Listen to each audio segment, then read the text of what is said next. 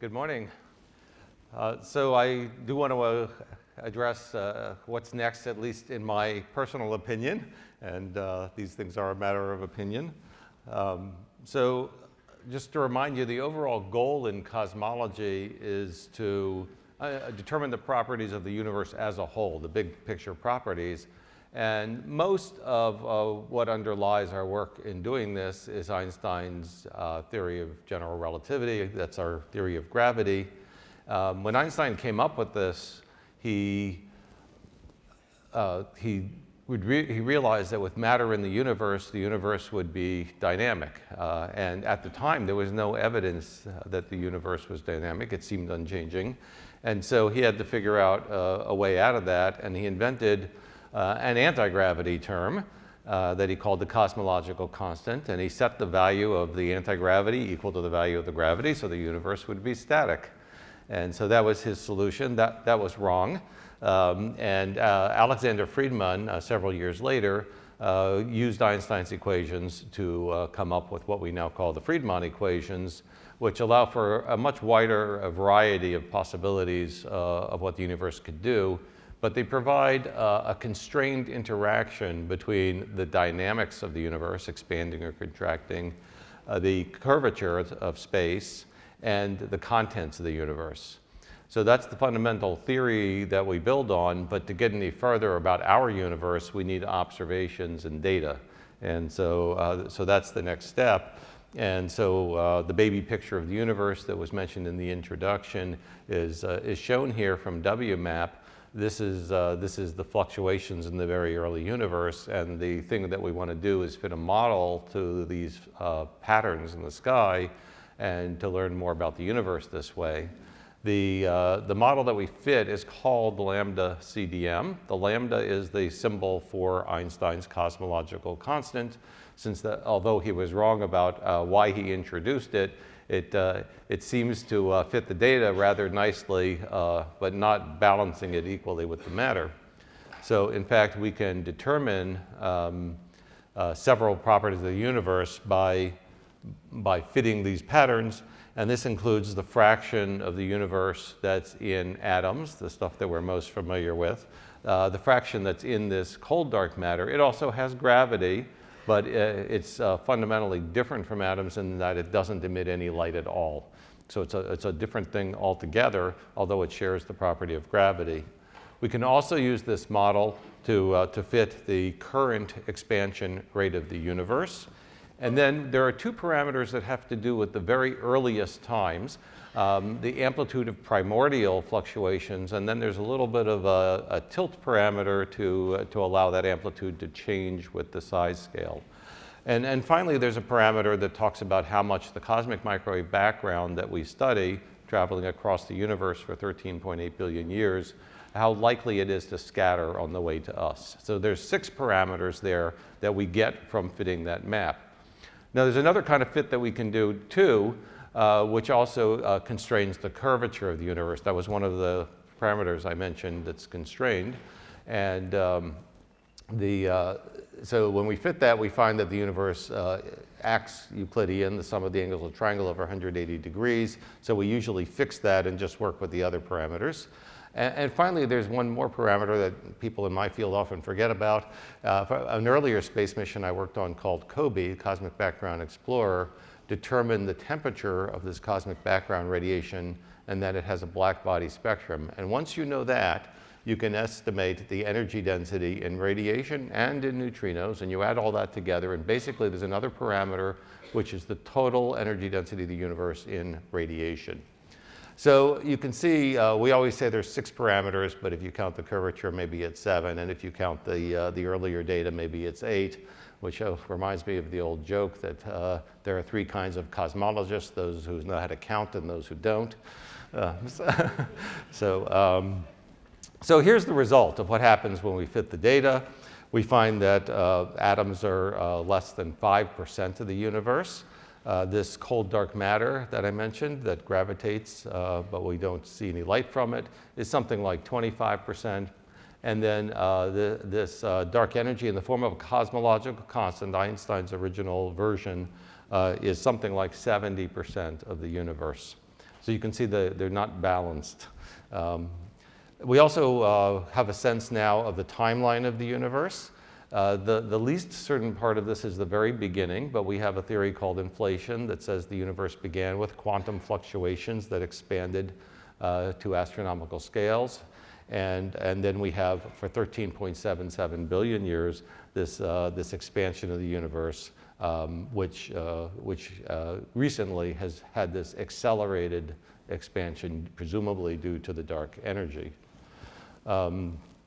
So when we fit this model back in 2003, the interesting thing was that all other measurements of cosmology agreed with it. So we had what was called by Science Magazine cosmic convergence. This was their Breakthrough of the Year cover in 2003, that all measurements were explained by these few parameters. However, in 2013, which is when we had our final WMAP results, this was still true.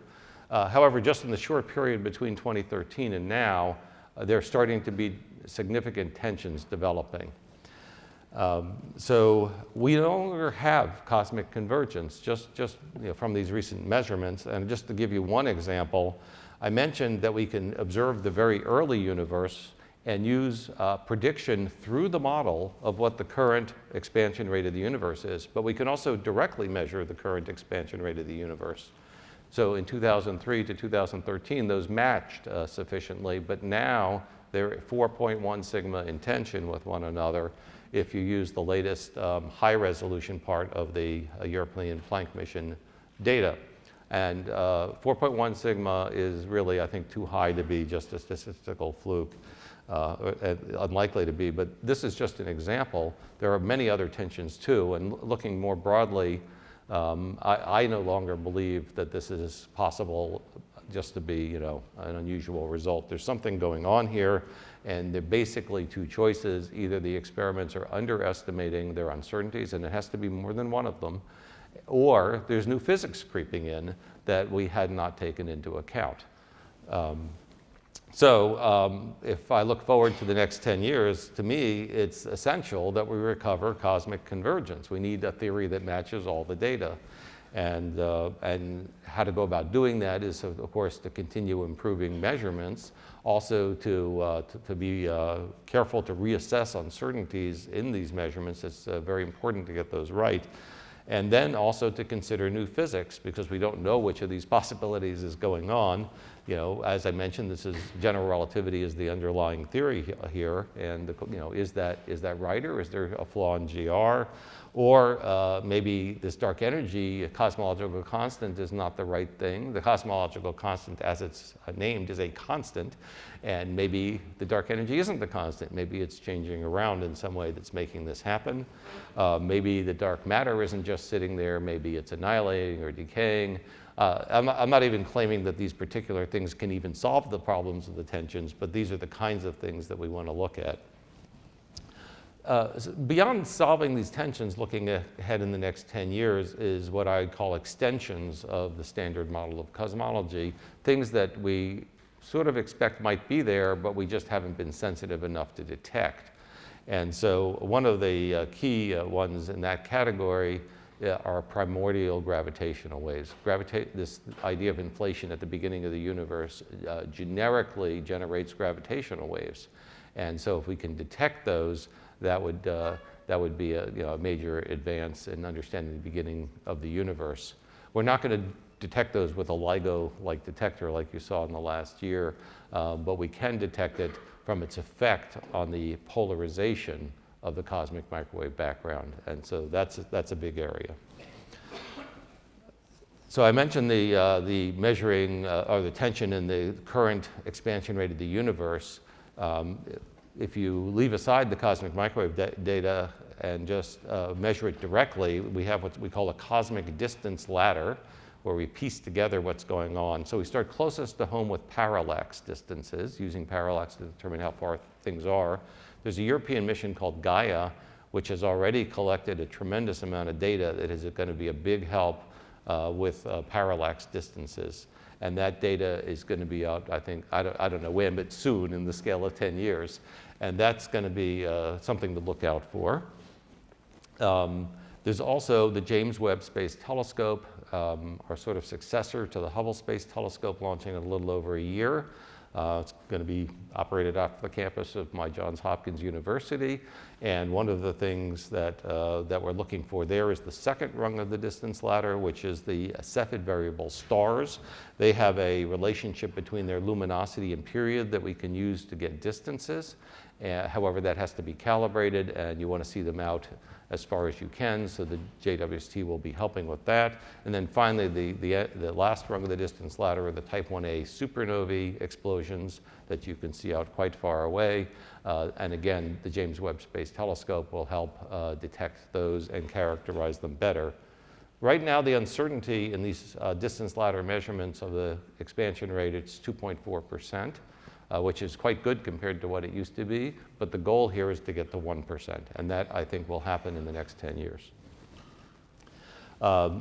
There's also a number of plans to do large-scale galaxy surveys. Galaxies are another way to trace what's happening with time through the development of the universe. One method that is very useful is called baryon acoustic oscillations. All you really need to know about that is it establishes a standard ruler in the universe, which you can move out to different distances and measure angles and then see the evolution from that. There are many experiments that have been doing this and that will be doing this. The European Euclid space mission is going to launch in during the next 10 years, the earlier part of it. I'm on the Euclid team, and it's going to be doing a much better job than what we have now on baryon acoustic oscillations. And then one of the other ones, the Subaru prime focus spectrograph, is another one of these that I'm on the team, but there's several other experiments as well in this category. Also, another technique is looking at the distortions of galaxies in a way we call weak gravitational lensing. The light comes to us, but it gets bent around gravitationally lensed, Einstein says, from things along the path. And so we can study that as well, and that gives us the three-dimensional distribution of matter in the universe. So that'll be quite important too. That's actually the main goal of the Euclid satellite. There are other ground-based experiments going on now and that are continuing. This method we've known about for a long time, but only recently is it matured enough to actually get the interesting measurements out of it. And once again, this is another area where the measurements have tensions between different things. So in terms of the cosmic microwave background in the next 10 years, the concentration of almost everybody in the community is on the polarization of the microwave background. There are a couple of things that generate polarization in the microwave background that I wanted to focus on. One, of course, I've already mentioned, which is the gravitational waves in the very early universe that polarize the microwave background in a particular pattern that we know how to look for.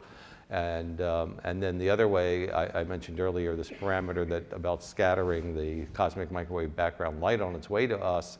Scattering also produces polarization.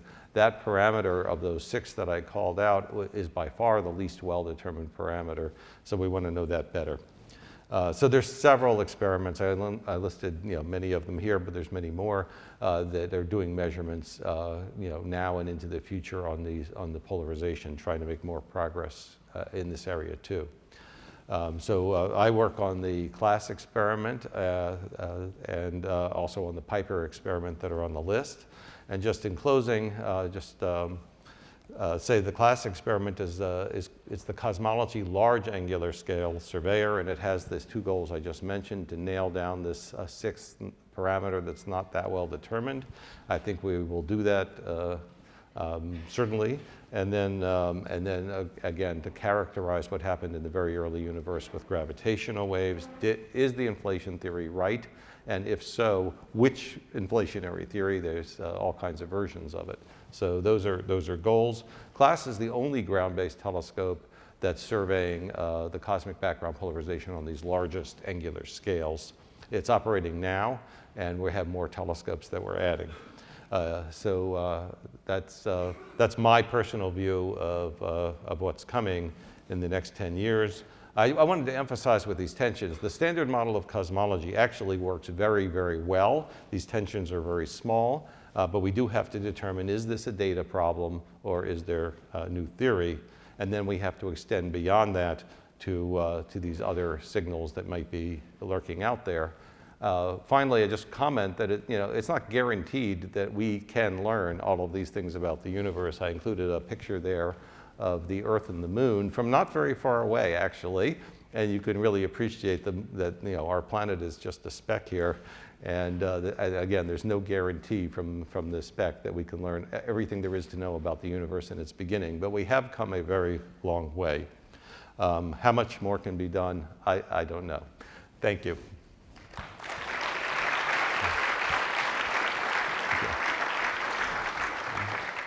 Wonderful. Yeah. So we have a few minutes for questions now. And do I see anybody? Let's see, we have microphones in the room. There's a question from Jill. Wait for the microphone, Hubble Constant, our estimates of the Hubble Constant have changed by 2 orders of magnitude, but we've always said plus or minus 10%. How confident are we that that systemics will not prevent this 1% accuracy that you're talking about? Yeah, so that's an excellent question, and it goes right to this question of how well we understand uncertainties. What you say is absolutely true, that in the early days of measuring the Hubble constant, there were the camp that said it's 50 plus or minus 5, and the camp that said it was 100 plus or minus 5. But if you actually look over time, that's all been converging.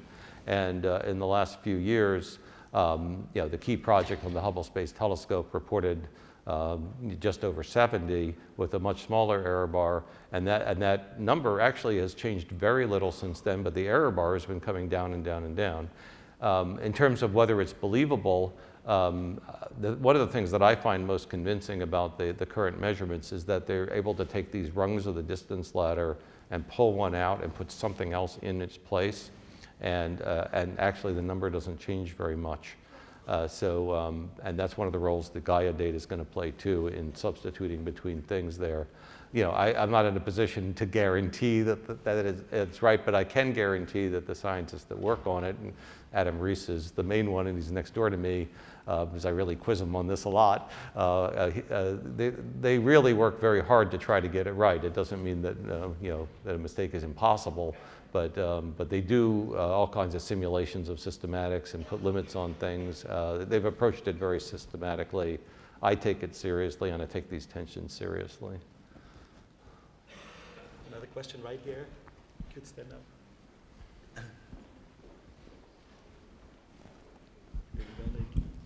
Thank you for that wonderful talk. What do you expect from gravitational wave detection in the future with respect to all these models? Right. Yeah, that's another excellent question. So I thought about putting that on here, but the answer is I'm a little uncertain. What we've seen already is that the gravitational waves, just the small number of examples we have, especially the one with an electromagnetic counterpart, have already given us interesting information. The fact that the electromagnetic wave and the gravitational wave get to us with such a little time delay rules out all kinds of other theories. They weren't the standard theories, but they are now ruled out. And actually, that also gave us a measurement of the expansion rate of the universe, the Hubble constant. It is consistent with the other measurement, but its uncertainty is too big to really be competitive. I've been asking Ray Weiss and others, over time, should I be optimistic that with enough of these things that will really help with the Hubble constant? And it's a long story, but the answer is basically there's not that much optimism that the error bar will come way down. It will come down somewhat, but who knows? My gut feeling is that we're going to learn something from the gravitational waves that I'm not thinking about, and that none of us are thinking about, but I don't know that.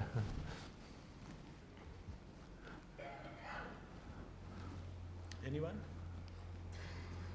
Perhaps I could just ask about the upgrade paths for class. Like I'm really curious of what's that experiment going to look like in a few years. Yeah. So class, as I mentioned, is right now We started with one telescope that's been there for a year. I should say, when my approach to hardware is very iterative. I don't like designing big things and then learning everything about it at once. I like to learn as I go. Even with WMAP, we did prototyping along the way. So our first telescope is operating. It's doing well. And the second one is shipping out this month. And another one right after that, another one about a year later. And as we're learning about what we're seeing and how they operate, I'm pretty confident that we would like more telescopes and